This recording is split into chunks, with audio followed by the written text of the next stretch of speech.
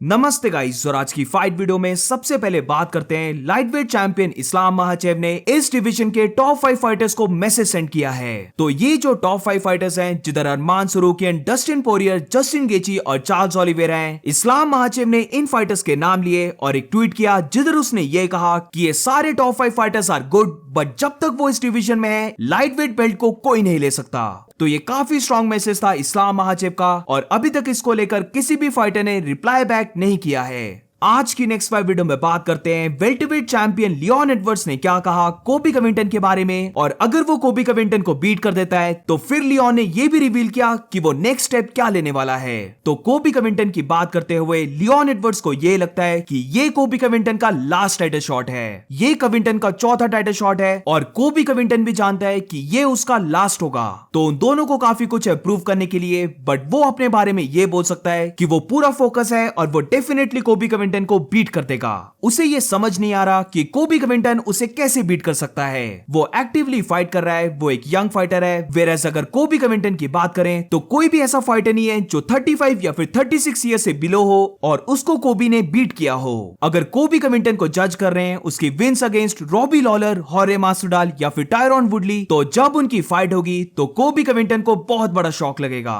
अब इसके बाद कोबी कविंटन को क्लाउन बोलते हुए लियोन एडवर्ड्स ने यह कहा कि उसे लगता है कि कोबी एक क्लाउन है। कोबी कविंटन जस्ट एक अनदर फाइटर है जो उसके पाथ में है और उसका पूरा प्लान है कोबी कविंटन को टेक आउट करने का। Like you said, this is his fourth title shot. I feel like he knows this is his last one. Four is what's on the line for me. How long it took for me to get it, you know what I mean? So I feel like we both got a lot to prove in there, and so I am 100% focused for the best Kobe. I know it's been out for almost 2 years come December, but I can't see what he goes in there and do. You know, I've been the active one. I'm the younger one. He hasn't beat no one under the age of 35, 36 since I don't know, you know. So if you're judging his wins off Robbie and Woodley and Masvidal, he's in for a total shock. What's going to happen in front of him? He's not playing the character, you know. And some of the shit is coming out to say it just doesn't make sense to me. He's like, I'll come back for the war that happened in America. I was like, mate, I don't even know what you're on about. I think guy's just a clown, but I am focused on going out there, taking him out, lifting him about for the second time.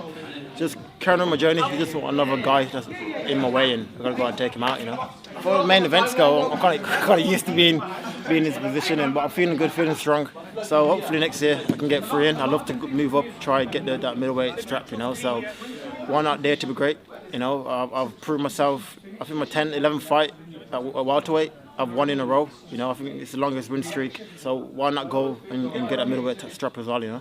अब अगर Leon Edwards कोबी कविंटन के against win कर लेता है तो Leon Edwards का next step क्या रहने वाला है, इसके बारे में लियोन एडवर्ड्स का ये कहना था कि जब वो कोबी कविंटन को नॉकआउट कर देगा तो फिर वो कॉल आउट करने वाला है 185 पाउंड्स मिडिलवेट बेल्ट के लिए। वो दोनों शॉन स्ट्रिकलैंड और ड्रिकस डुप्लेसी को कॉल आउट करेगा for the middleweight championship belt. I don't think so कि अपनी बेल्ट को 2 बार डिफेंड करने के बाद लियोन एडवर्ड्स इस वेल्टरवेट डिवीजन से जंप कर सकता है। अगर लियोन एडवर्ड्स कोबी कविंटन को बीट कर देता है तो क्या फिर वो मिडिलवेट डिवीजन में जा पाएगा, या फिर उसे वेल्टरवेट डिवीजन में ही रहना चाहिए और अपनी बेल्ट को डिफेंड करना चाहिए? Let me know in the comments. आज की नेक्स्ट 5 वीडियो में बात करते हैं फेदरवेट चैंपियन अलेक्जेंडर वोल्कानोव्स्की के बारे में। तो रिसेंटली अलेक्जेंडर वोल्कानोव्स्की का एक और इंटरव्यू हुआ जिधर इलिया टोपुरिया के बारे में उसने बेसिकली वही बातें कही हैं जो उसने अपने प्रीवियस इंटरव्यू में भी कही थी, जो मैं अपनी लास्ट वीडियो में कवर कर चुका हूं। तो उसके अलावा अगर बात करें तो इधर अलेक्जेंडर ने बात की है मैक्स होलोवे वर्सेस एल्जमेन स्टर्लिंग के बारे में। तो बेसिकली अलेक्जेंडर का यह कहना है कि अगर एल्जमेन स्टर्लिंग मैक्स होलोवे को डिफीट कर देता है तो वो गारंटी एल्जमेन स्टर्लिंग को नेक्स्ट टाइटल शॉट दे देगा। अगर एल्जमेन स्टर्लिंग और मैक्स होलोवे की फाइट हो जाती है और उस फाइट में अगर एल्जमेन स्टर्लिंग मैक्स होलोवे को टेक आउट कर लेता है तो फिर कोई भी आर्ग्यू नहीं करेगा और एल्जमेन स्टर्लिंग डेफिनेटली डिजर्व करेगा नेक्स्ट टाइटल शॉट। उसे लगता है कि एल्जमेन स्टर्लिंग भी ये चीज को जानता है कि फेदरवेट डिवीजन में टाइटल शॉट लेने के लिए उसे मैक्स होलोवे को बीट करना होगा। अब खुद की बात करते हुए अलेक्जेंडर वोल्कानोव्स्की ने यह कहा कि वो एनी टाइम सून फिर से 155 लाइटवेट डिवीजन में मूव नहीं कर रहा, तो इसीलिए उसे ओपोनेंट्स की जरूरत है। और अगर एल्जमेन स्टर्लिंग मैक्स होलोवे को बीट कर देता है तो इलिया टोपुरिया की फाइट के बाद वो एल्जमेन स्टर्लिंग को नेक्स्ट टाइटल शॉट देगा। Do you think Aljamain can have success at 45? Oh man, look, he's a good fighter. I can see what he's doing. Like he knows he's like, all right, if I want a title fight anytime soon. Look, he takes out Max. There you go. You know what I mean? He's next. It's that simple, and he knows that. And good on him. He's game. You know what I mean? His game, he knows that the clear path to that title weight, I'm not getting it now. I lost my title. There's no way I'm going for champ right now. But if I fight, I can be one fight away from a title if I take out Max. I'm sure he knows it's a tough fight, but he just looks at it. That's how I get to the title. Right. And good on him. You got to respect that.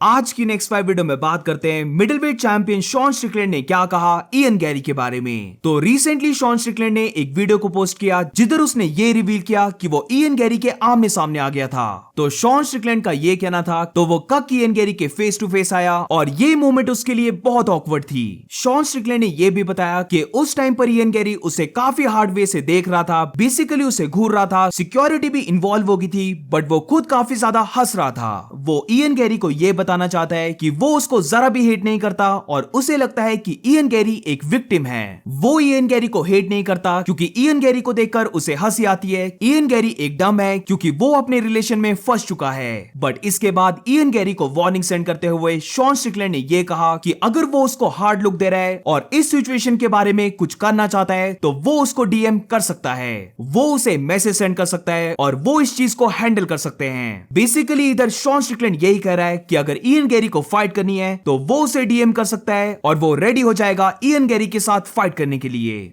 So guys, I went to the PI today and I ran into fucking cuck Ian Gary. Awkward, man, awkward. He looked at me hard, you know, security had to escort us around. Fucking awkward shit, right? I'm laughing my ass off. But anyways, Gary, I don't fucking hate you, dude. I actually like you. I think you're a fucking funny little dweeb. You make me fucking laugh. I think you're a dumbass fucking kid who got some pussy that was too good for him and it got in his head and it fucked you up. I look at you like a victim. I don't want to fight you, bro. I'm happy for your success. I'm happy for you. But if you look at me hard and you're feeling some kind of way, if you're feeling some kind of way that you need to get this shit fucking handled and you want to look at me hard and that's what you want, slide up in the DMs, bro. I don't want it, but if that's what you want, you know where to find me, man. आज की next five video में बात करते हैं UFC fight updates के बारे में। तो recently bunch of fights book हुई हैं जिधर सबसे पहले यूएफसी 296 की बात करें तो इस यूएफसी 296 की को मेन इवेंट में फ्लाईवेट चैंपियन एलेजेंड्रे पेंटोचा फाइट करने वाला है ब्रैंडन रॉयवेल के साथ। तो एलेजेंड्रे पेंटोचा वर्सेस ब्रैंडन रॉयवेल की ये जो फाइट होने वाली है इसका बैकअप फाइटर रहने वाला है former flyweight champion Brandon Moreno. And also इसी के साथ यूएफसी 296 में Josh Emmett versus Giga Chikadze की फाइट होने वाली थी, बट जैसे मैंने अपनी पास्ट वीडियो में कवर किया कि गीगा चिकाडजे इंजर्ड हो चुका है और वो इस फाइट से बाहर हो चुका है, तो शॉर्ट नोटिस फाइट लेते हुए जॉश एमेट से अब जो फाइट करेगा वो फाइटर है ब्राइस मिचेल। आई थिंक इस मैचअप से यूएफसी 296 अब और भी बेटर हो गया है। अब इसके बाद नेक्स्ट ईयर की बात करें तो 2 मार्च को यूएफसी सऊदी अरेबिया जाने वाली है जिधर सऊदी अरेबिया में जो फाइट बुक हुई है वो फाइट है flyweight division fighter Muhammad Mokaev versus Alex Perez के बीच में। अब इसके बाद यूएफसी 299 की बात करें तो वेल्टरवेट डिवीजन में एक फाइट को लेकर वर्क किया जा रहा है और ये जो फाइट है जिसके ऊपर वर्क किया जा रहा है ये फाइट है Gilbert Burns versus Jack Della मेडेलेना के बीच में। So that's it for today guys. आज की फाइट वीडियो में बस इतना ही। अगर आपको वीडियो अच्छी लगी हो तो please make sure to like subscribe. मिलते हैं नेक्स्ट वीडियो में।